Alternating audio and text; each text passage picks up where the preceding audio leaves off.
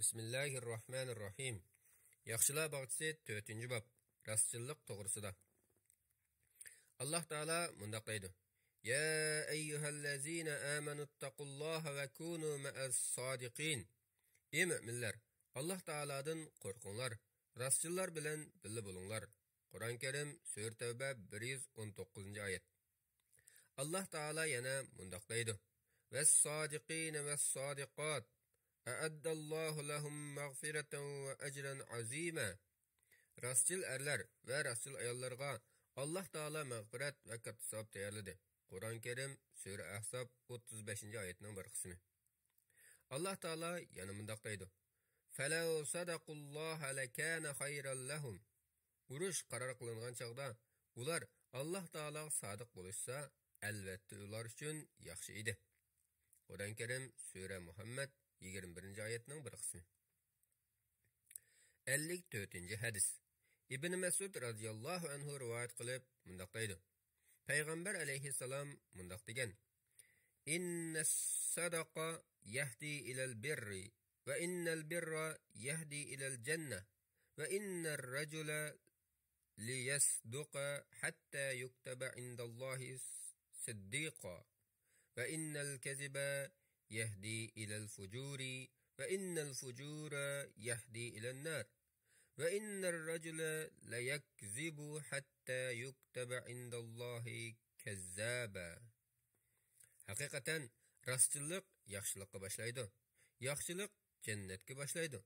Bir adam rast söz qiliverse Allah Taala'nın dergahida rastçıl deb tutiladi. Yolg'onchilik bo'lsa başlaydı. Bir adam yolg'onchilik qiliverse Allah Taala yolg'onchi deb tutiladi. Buxoriy ve Müslim rivoyat qilgan. Hadisning muhim nuqtalari. Birinchi, rastçılıkni do'st tutish. Chunki u barliq yaxshilikning sababidir. Yolg'onchilikdan nazar aylash. Chunki u barliq yomonlikning manbasidir. Kimki qandoq sifat bilan kishilar orasida nomi chiqadigan, uni shundoq narsa bilan sifatlashning durust ekanligi. Ikkinchi, insonga beriladigan savob va jazoning insonning qilgan yaxshi va yomon amallariga yarasha bo'lganligi. 55-ci hadis. Hasan ibn Ali ibn Abu Talib radhiyallahu anhu rivoyat qilib mundaq deydi. Payg'ambar alayhissalomning so'zlaridan shuni esimga olib olgan edim. Da ma yaribuka ila ma la yaribuk. Fa inna as-sidqa tu'manina vel kaziba raybatun. Sen şeklendiğin narsani qo'yib, şeklenmeydiğin narsani tutqin. Çoqum rastçılık dilning xotirjamligidir. Yolg'onchilik bo'lsa, dilg'ulluqdir. Tirmizi rivoyat qilgan. Hadisning muhim nuqtasi: shubhilik ishlardan saqlanish, halollik aniq bo'lgan ishlarni qilish. Chunki shaklanadigan ishlardan saqlanish bilan mu'min o'zining dinini va nom sharifini qo'g'dab qoldiganligi. 56-ci hadis. Abu Sufyan Sahr ibn Harb radhiyallahu anhu Payg'ambar alayhissalomning Rum podshohi Heroqlini islom diniga da'vat qilib yozgan maktubini topshirilgandagi voqealikni bayon qilgan uzun hadisida mundaq deydi.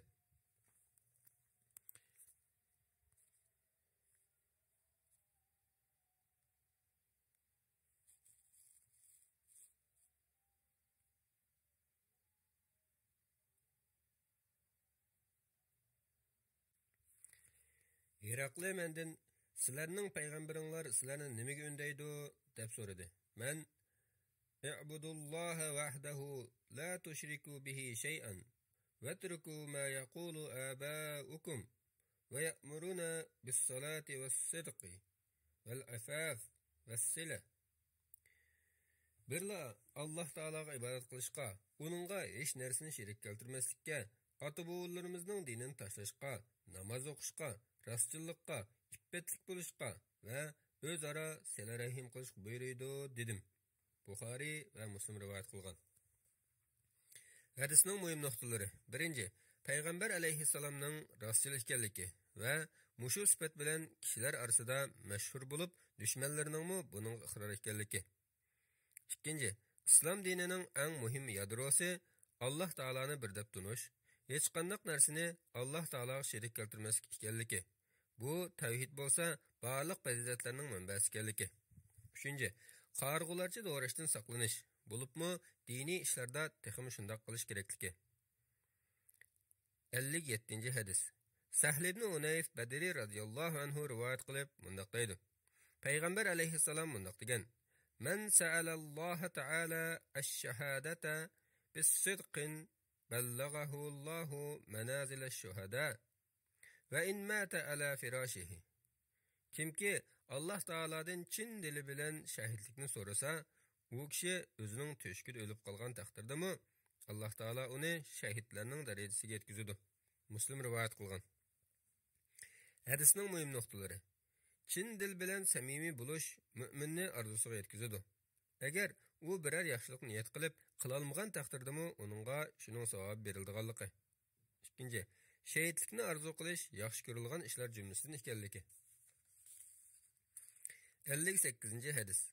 Abu Hurayra radhiyallohu anhu rivoyat qilib mundoq deydi.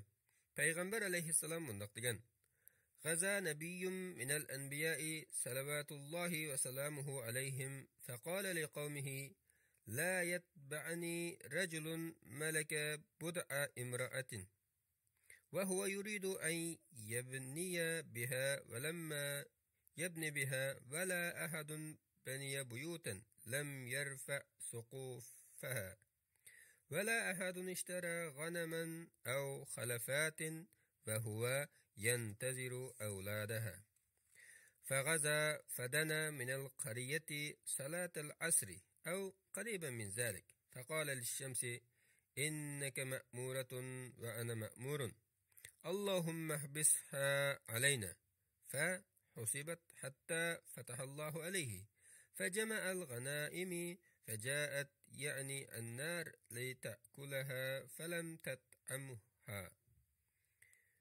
فقال إن فيكم غلولا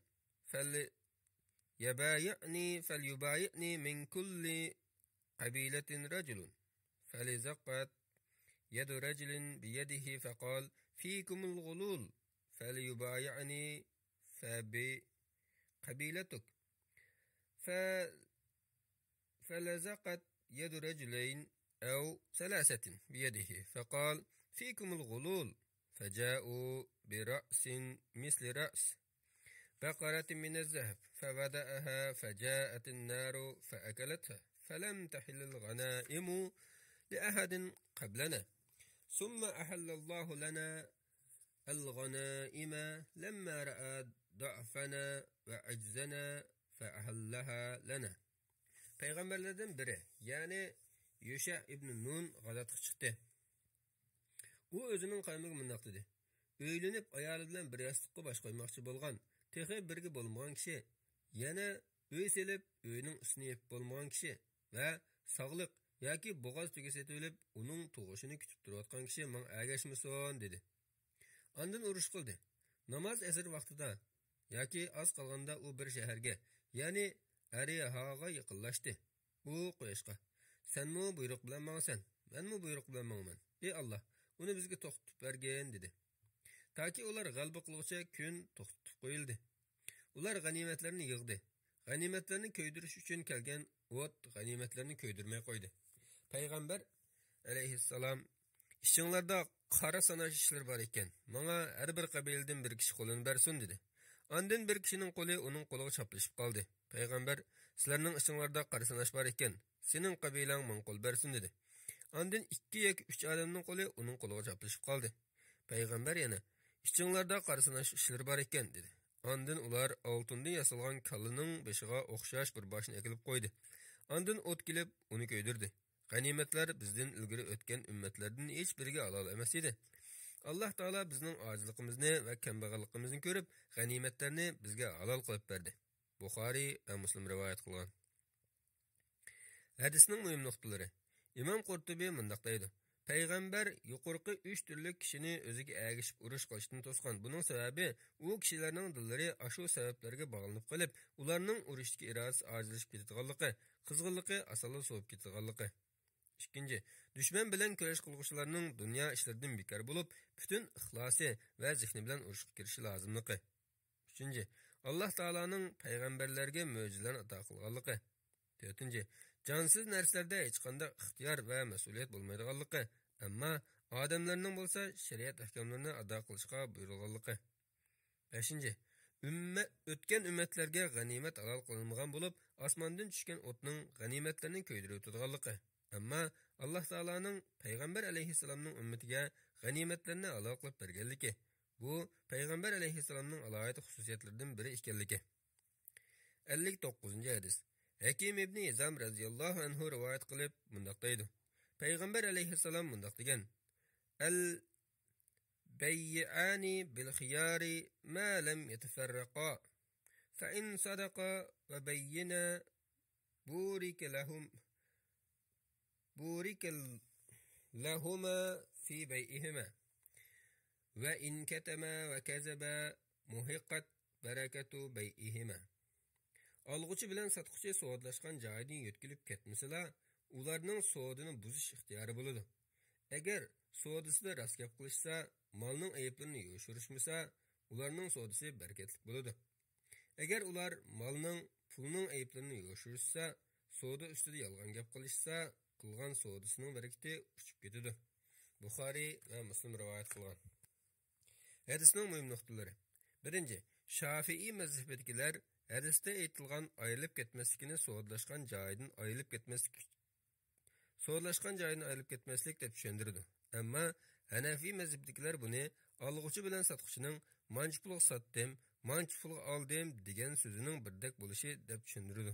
Ya'ni satqıchi buni 10 ko'q satdim degan bo'lsa, alg'uchi 20 ko'q oldim desa, bu so'zning o'xshamasligi bilan so'dni buzish ixtiyori bo'ladi. 2. Müminlarning so'da sadiqda malning aybini aytish kerakligi, uni yo'shirishning haromligi. Agar aybini oshkorlasa, ulamolar aytgandek shart bilan so'dni buzish ixtiyori bo'lganligi. 3. Yolg'onchilikning har qanday ishining barakatini uchirtadiganligi. 4.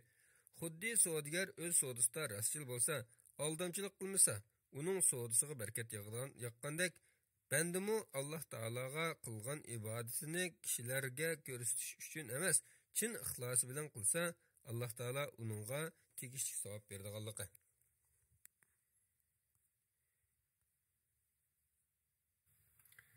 Bismillahirrahmanirrahim. Yaxshilar bag'chisi 5-bab. Alloh taolaning hammani ko'zitib turadiganligi to'g'risida. Alloh taolo bunday deydi: "Allazi yaraka hina taqum va taqallubaka fis-sajidin." Alloh seni namoz o'qig'iningda ko'rib turadi. Namoz o'quvchilar orasidagi sajdaga borganlik, rukuga turganlik va qiyomda turganlik harakatingni ko'rib turadi. Qur'on Karim Sura Shuara 218-219 oyatlar. Alloh taolo yana bunday deydi: "Va huwa ma'akum aynama kuntum vallohu bima ta'maluna basir." Sizlar qayerda bo'lmanglar, Alloh sizlar bilan birga. Alloh qilayotgan ishinglarni ko'rib turuvchidir. Qur'on Karim Sura Hadid 4-oyatning 1 qismi. Alloh taolo yana bunday deydi: "Innalloha la yakhfa alayhi shay'un fil ardi va la fis sama." Shubhisizki, osmon va zimindagi hech narsa Alloh taologa maxfiy emas. Qur'on Karim Sura Al Imron 5-oyat. Alloh taolo yana bunday deydi: "Inna robbaka la bil mirsad." Parvardigoring bandalarni albatta kuzatib turuvchidir.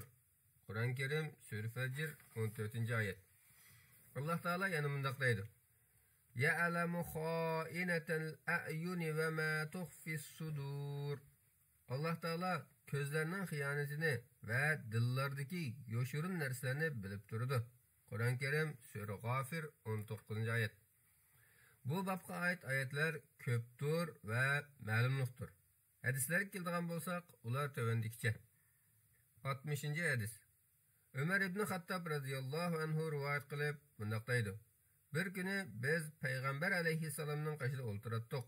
Tuyuqsiz qoshimizga kiyimlari oppoq, sochlari qop-qora bir kishi chiqib keldi. Uning turqidan safar qilganlik alomati ko'rinmaydi. Hech qaysimiz uni tanımadik. U ikki tizini payg'ambar alayhissalomning ikki tiziga tekkizib, ikki olqinni ikki yo'tsuq qo'yib: "Ey Muhammad, Manga İslamның nima ekanligini aytib bergin dedi. Payg'ambar alayhissalom Payg'ambar alayhissalom el-islamu an teşhede en la ilahe illallah ve enne Muhammeden Resulullah ve tuqimes salat ve tu'tiyez zeka ve tasume Ramazan ve tuhaccel beyte in istata'ta ileyhi sebile. İslam degan bir Allah Taaladan başqa hech iloh yo'q.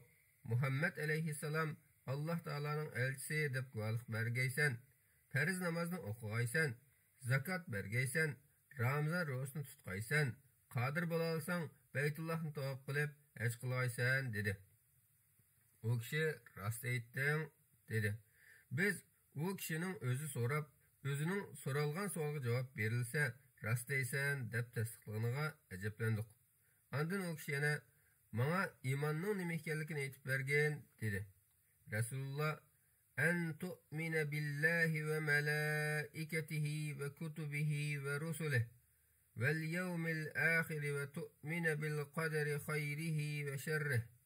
Allah Taalaga ve Allah Taala'nın ferishtalariga, Allah Taala'nın kitoblariga, Allah Taala'nın payg'ambarlariga, qiyomatga, yaxshilik ve yomonlikning Allah Taala'nın takdiri bilan bo'lganligiga ishongaysan dedi. O kishi rost aytding dedi. Ondan manga ihsonning nima ekanligini so'zlab bergin dedi. Payg'ambar alayhissalom an ta'budalloha ka'annaka tarahu fa in lam takun tarahu fa innahu yarak. Allah Taalaga xuddi Allah Taala'ni ko'rib turayotgandek ibodat qilgaysan. Gerçi sen Allah Taala'ni ko'rolmasangmi, Allah Taala seni ko'rib turadi dedi. O kishi manga qiyomatning qachon bo'lganligini aytib bergin dedi. Payg'ambar alayhissalom mal mas'ulu anha bi'alama minas-sa'il deb javob berguchi so'rg'uchidan ortiq bilmaydi dedi. O kishi manga qiyomatning oldin bo'ladigan alomatlarini aytib bergin dedi. Payg'ambar alayhissalom أن تلد الأمة ربتها وأن ترى الخفاة العراة العالة رئاء الشاء يتطاولون في البنيان. Didek öz xo'jayini tuqqan chaqda yalang oyoq namrat padishilar cho'ng imoratlarni silish bilan faxrlangan chaqda qiyomat yaqinlashgan bo'ladi dedi. Shuningdan keyin u kishi burilib chiqib ketdi. Men bir ozog'icha turib qoptiman. Payg'ambar alayhissalom ya Umar atadri minas-sa'il atadri manis-sa'ilu. Ey Umar, sual so'rg'uchining kimligini bilamsan dedi. Men Allah Taala ve Allah Taala'nın Resulü obdan bilgichidir dedim. Payg'ambar alayhissalom fa innahu Jibrilu atakum yuallimukum amra dinikum. U Jibril bo'ladi. O sizlarga dininglarning asoslarini ta'lim bergili kelgan dedi. Muslim rivoyat qilgan. Hadisning muhim nuqtalari. Birinchi, Allah Taala Payg'ambar alayhissalomni ismi bilan chaqirishning hurmatsizlik bo'lganligini aytib, bunday degan: La taj'alu du'a'ar rasuli baynakum ka du'a'i ba'dikum ba'da. Payg'ambarni sizlar bir-biringlarni chaqirgandek chaqirmanglar. Qur'on Karim Sura Nur 63-oyat. Hadisda Jibril alayhissalomning ey Muhammad deb chaqirishdagi sabab bo'lsa, o'zining farishta ekanligini yo'shirish uchun yoki oyatdagi xitob mo'minlarga qilingan xitob bo'lib, farishtalarni o'z ichiga olmaydiganligi uchundir. Ikkinchi, iymon bo'lsa dinning tub qoidalariga ishonishdir. Islom bo'lsa shariat belgilgan ahkomlarga bo'ysunishdir. Bu ikkisi bir-biriga bog'lanishliq, o'xshamagan ikki hukmdir. Iymonsiz islom bo'lmaydi. Islomsiz iymon bo'lmaydi. Shariatda har ikkilisi o'ziga xos mazmunlarni o'z ichiga olgandir. Kalima shahodatni aytishga qodir odamning uni aytishi, u odamning bu dunyoda islom ahkomlarini ijro qilishining shartidir. Jibril alayhissalom bilan Payg'ambar alayhissalomning dialogida so'zlashish, savol-javobning adablari ko'rsatilgan. 5. Jibril alayhissalomning Payg'ambar alayhissalomning huzurida o'ltirishida ilm so'rovlarida bo'lish tegishli adab axloq ko'rsatilgandir. 6. Qiyomatning qachon bo'lishi Alloh taoladan boshqa hech kimga ma'lum emasdir. Ammo Alloh taolo qiyomatning ba'zi alomatlarini aytgan. Bulardan hadisda tilga olingandan boshqa İsa alayhissalomning maydonga chiqishi, Dajjalning chiqishi, kunning g'arbdan chiqishi qatorliqlar bor. 7. İnsanning har qachon Alloh taolaning uni kuzatib, amallarini ko'rib turadiganligini his qilishining zarurligi. 8. Musulmon odamning o'z dinining asoslari va ahkomlariga rioya qilishi, Alloh taolaning oldidagi mas'uliyatini his qilib, Alloh taolaning kuzatib turadiganligini ko'z tutib, iymonning turtkisi bilan o'z amalini tuzash lozimligi. 61. Hadis. Abu Zar va Muaz ibn Jabal radhiyallohu anhumalar rivoyat qilib mundaq deydi. Payg'ambar alayhissalom mundaq degan: "Ittaqillaha haysuma kunta va atbi'as sayyi'atal hasana tahmuha va xaliqin nasa bi xulqin hasan." Qayerda bo'lsang, Alloh taolaga taqvodor bo'lgan va biror yomon ish qilib solsang, uningdan keyin biror yaxshilik qilgan.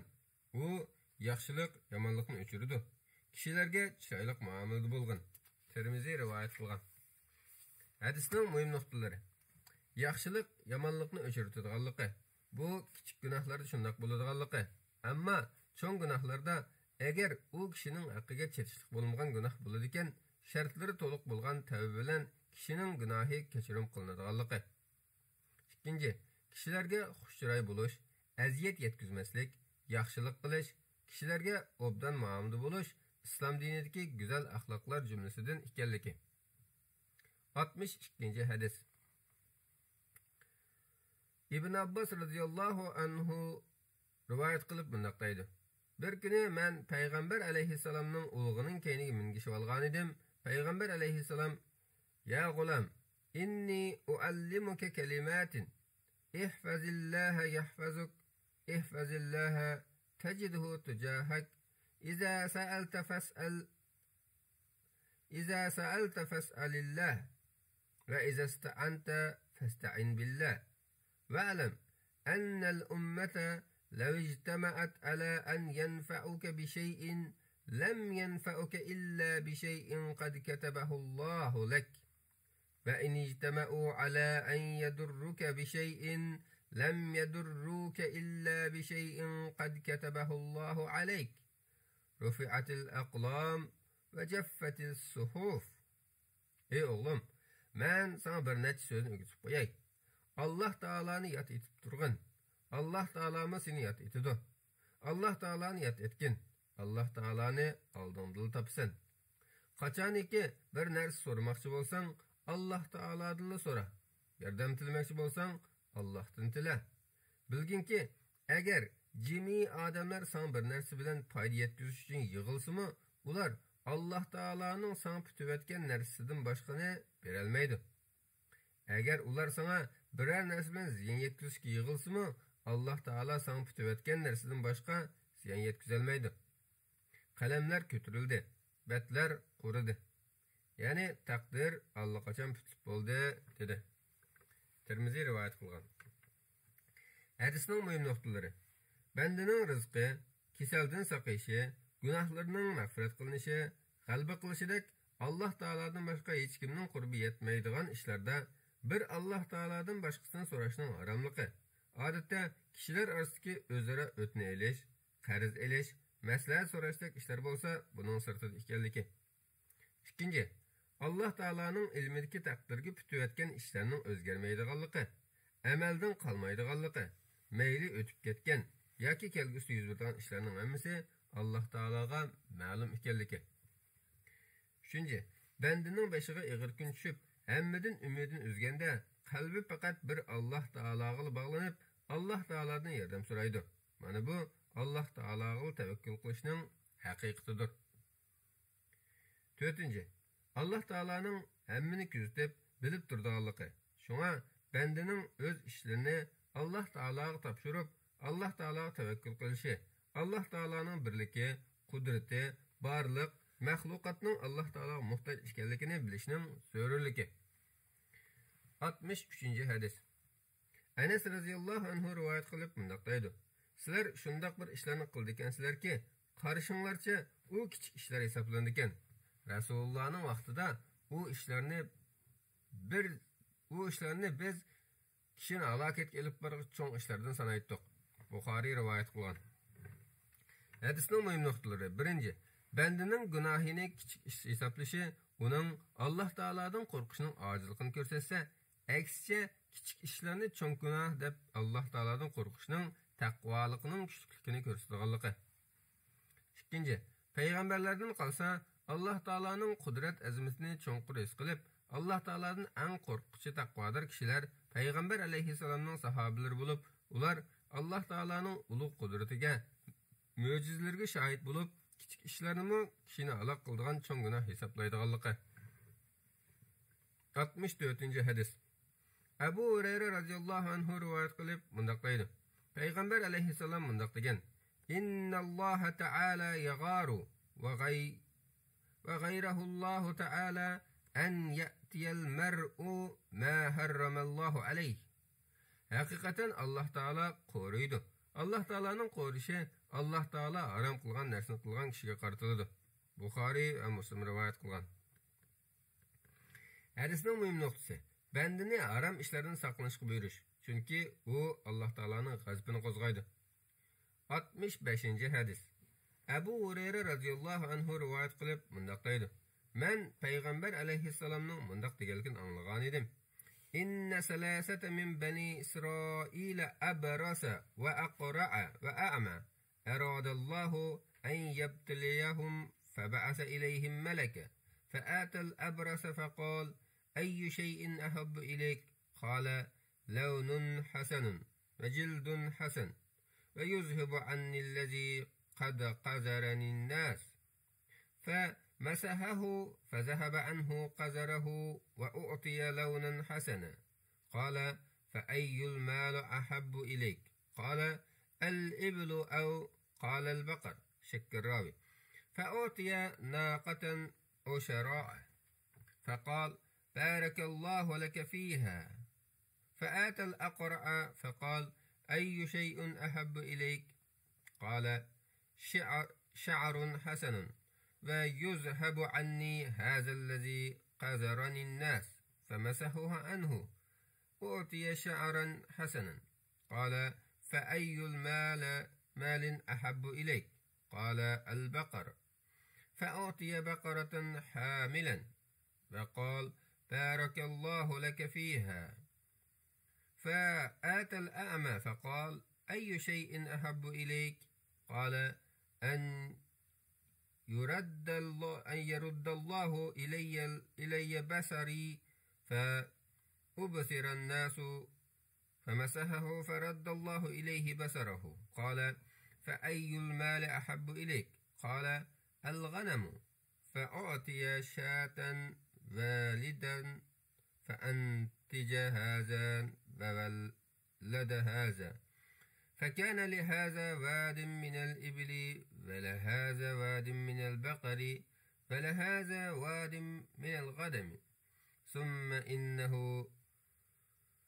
أتى الأبرص في صورته وهيئته فقال رجل مسكين قد انقطعت بي الحبال في سفري فلا بلغ لي اليوم إلا بالله ثم بك أسألك بالذي أعطاك اللون الحسن والجلد الحسن والمال بعيرا أتبلغ به في سفري فقال الحقوق كثيرة فقال كأني أعرفك ألم تكن أبرص يقذرك الناس فقيرا أعطاك الله فقال إنما ورثت هذا المال كابرا عن كابر فقال إن كنت كاذبا فسيرك الله إلى ما كنت فآتى الأقرع في صورته وهيئته فقال له مثل ما قال لهذا ورد عليه مثل ما رد هذا عزة فقال إن كنت كاذبا فسيرك الله إلى ما كنت وآتى الأعمى في سورته وهيئته فقال رجل مسكين وابن سبيل انقطعت بي الحبال في سفري فلا بلاغ لي اليوم إلا بالله ثم بك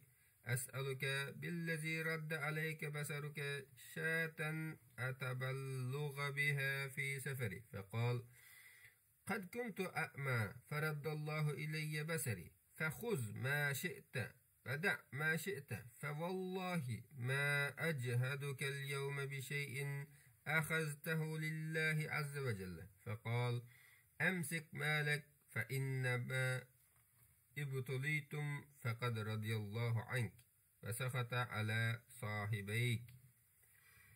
Bani İsrail'de bir akhisel, bir taz ve bir amadan ibaret 3 adamni Allah Taala sınab görmekçi bolup, ularga bir perişteni evetdi. Perişte akhiselning oldiga kelip, "Sen qaysi narsani ang yoqtirasan?" deb so'radi. U kishilar mendan yirginidu. Terem tüzülüp chiroyli rangda bo'lishni ang yoqtiraman dedi. Perişte onu silab qo'ydi, uning rangi tüzülüp terisi chiroyli bo'lib ketdi. Perişte onunga qaysi malni ang yoqtirasan dedi. U tugini yoki kalini. Akhisel bilan tazning biri tugini, biri kalini yoqtiraman degan. Kimning nimin deganligi esimda qolmabdi degan rivoyat qilishlarimiz. Allah Taala onunga bir bo'g'oz tug ato qildi. Perişte onunga mening barkatlik bo'lsin dedi. Perişte tazning yanına kelib, "Sen qaysi narsani ang yoqtirasan?" dedi. Taz kishilar mendan yirginidu. Beşim tüzülüp chiroyli chechim bo'lishni ang yoqtiraman dedi. Perişte onu silab qo'ydi, besh tüzülüp chiroyli chach chiqdi. Perişte onunga qaysi malni ang yoqtirasan dedi. U kalini ang yoqtiraman dedi. Allah Taala onunga bir bo'g'oz kal ato qildi. Perişte onunga mening barkatlik bo'lsin dedi. Perişte amaning yanına kelib, "Sen qaysi narsani ang yoqtirasan?" deb so'radi. Ama Allah Taala ko'zimni ichiversa, kishilarning chiroylarini ko'rsam ekanman dedi. Perişte silab qo'ydi, Allah Taala uning ko'zini ichiverdi. Perişte onundan qaysi malni ang yoqtirasan dedi. U qo'yni ang yoqtiraman dedi. Allah Taala onunga bir sog'liq ato qildi. Shuning bilan ularning mollari ko'payib, oq kesel bir o'yman tugiga, taz bir o'yman kalaga, ama bir o'yman qo'yga ega bo'lib qoldi. Ondan keyin perişte o'zining burunqi surati va turqini kelib, oq keselga, "Men miskin odamman. Sabirimda rizqning yo'lini tepishdan amalsiz qoldim. Bugun tilikimning hal bo'lishi Allah Taoladan qolsa, sana bog'liq bo'lib qoldi. Sening rangingni, terangni chiroyli qilgan, sana mal bergan Allah Taolaning haqqi uchun sendan sabirimda hojitimdan chiqqan bir tugi so'rayman" dedi. U malning tegishli chiqimlari ko'p deb javob berdi. Perişte onunga, "Men seni tanıydıganda qılaman-go, sen kishilar yirgindigan oq kesel emasmiding? Allah Taala sana mal berdi-go" dedi. U, "Bu mal bana cho'ng o'tgan ata-bobolarimdan miras qilgan" dedi. Perişte, "Yolg'on aytgan bo'lsang, Allah Taala seni ilgirkidek qilib qo'ysin" dedi. Perişte tozning yoniga kelib, oq keselga qaysi gaplarni degan bo'lsa, uningga shu gaplarni dedi. Tazmı onunga oq keselning javobidek javob berdi. Perişte tazgımı, "Yolg'on aytgan bo'lsang, Allah Taala seni ilgirkidek qilib qo'ysin" dedi. Perişte amaning yeniga o'zining burunqi suratiga kelib, "Men miskin musafir odamman. Safirimda rizqning yo'llari kesildi. Bugun tilikimning hal bo'lishi Allah Taoladan qolsa, sana bog'liq bo'lib qoldi. Sening ko'zingni asli keltirgan Allah Taolaning haqqi uchun sendan safirimda hojitimdan chiqqidek bir qo'y so'rayman" dedi. Ama kishi, "Men ama edim. Allah Taala ko'zimni asli keltirdi. Gadoy edim. Allah Taala meni boy qildi. Xolig'ini olg'in, xolig'ini qo'yib qo'ygin. Allah bilan qasam qilamanki, sen Xudo haqqi uchun oldigan narsani bermay, seni qiyin ahvolga qo'ymayman" dedi. Perişte onunga, "Melingni o'zing olg'in. Allah sizlarni sinab ko'rdi. Allah sendan rozi bo'ldi. Sening ishkamroyingga g'azab qildi" dedi. Buxoriy ve Müslim rivayet kılgan. Hadisning mühim noktaları. 1. En yaman xuluklarının biri bexilliktir. Hadiski ikki kishini Allah Taolaning ne'matlarini unutishga, hatta uni inkar qilishga bexillikning sabab bo'lganligi. 2. Bexillik va yolg'onchilikning Allah Taolaning g'azabini qo'zg'aydiganligi. 3. Rostchilik va saxiylikning go'zal axloq ekanligi. Hadisdagi qarg'u kishining bu xil esil axloqi bilan Alloh taolaning roziligiga, savobiga erishganligi. 4. Bani Isroil haqidagi voqealarni so'zlashning durust ekanligi. Uningda boshqalar uchun ibrat va nasihat borligi. 5. Müminning rostchil va kanqul bo'lib, so'zi va amaliy harakati bilan Alloh taolaning ne'matlariga shukr qilishning lozimligi. 66. hadis. Abu Ya'la Shaddad ibn Aws radhiyallohu anhu rivoyat qilib bunday deydi. Payg'ambar alayhissalom bunday degan: Al-kayyis man dana nafsahu va amila lima ba'da al-maut. والعاجز من أتبع نفسه هواها وتمنى على الله الأماني.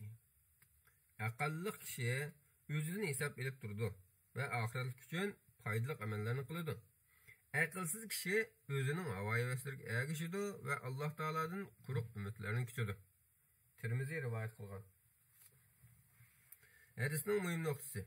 Müminin her daim öz amellerini hesap edip duruşu, kuruk arzu, ham xiyalgı verilmezden bendelik vazifelerini ada kılışının zörürlüki. Çünkü Allah Teala bendelerinin kuruk ümit arzuları emas, kılgan emellerine yarışa sevap verdiğinliği. 67. hadis. Ebu Hureyre radıyallahu anhu rivayet kılıp bundak deydi. Peygamber aleyhisselam bundak degen: Min husni islamil mer'i terkuhu ma la ya'nihi. Bir kişinin zörüriyeti bulman faydasız işlerini terk etişi, onun musulmançılığının bedellikidir. Tirmizi rivayet kılgan. Hadisinin mühim noktası. İnsanın dünya ve ahiret için faydalı işlerini kılışı, hiç kandak zörüriyeti yok, faydasız ve ziyarlık işlerini terk etişi, onun doğru yolda mangallıkının alametidir ikenliki. 68. hadis. Ömer radıyallahu anhu rivayet kılıp mundaktaydı. Peygamber aleyhisselam mundak degen: La yus'alur raculu fîmâ darabem ra'atehu. Ayalını urgan kişiden nim için urganlığı soralmaydı. Ebu Davud rivayet kılgan. Hadisinin mühim noktaları. Er-xotun arasındaki mahfiyetini saklaşının zörürlüki. 2. Er kişiden ayalını nimiş urganlığının soralmasıdaki sebep, belki uruşunun sebebi er-xotun arasındaki tılık eliştin uyuladığın numus iş buluşu veya ki haklardan yoşuruş zörü bulgan iş buluşu mümkün. Şuna er-xotun arasındaki işler Allah Teala'nın gözetişi ve hesaba kaldırılıdır. Çünkü er kişi ayalını doğru yolu başlaşık buyurulgan. Eğer ular oturusiki iş qazi xanıga arasıptı sunulsa, hakikatini iniklaş ve yakalaş, arını yakışlaş yüzüden sebep eğitilse buludur.